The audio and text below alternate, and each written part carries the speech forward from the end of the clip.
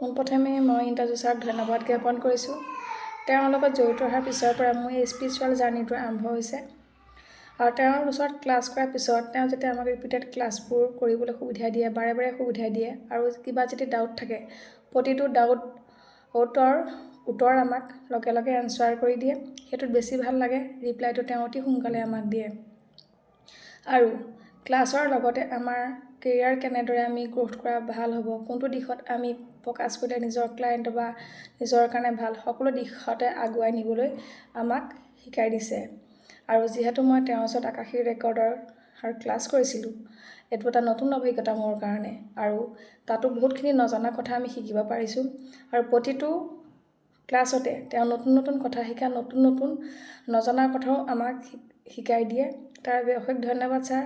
আপোনাৰ আশীৰ্বাদত এতিয়া বহুতখিনি জীৱনত ছাকচেছ লাভ কৰিছোঁ। ধন্যবাদ ছাৰ, আপোনাৰ আশীৰ্বাদ মোৰ লগত থকাৰ বাবে।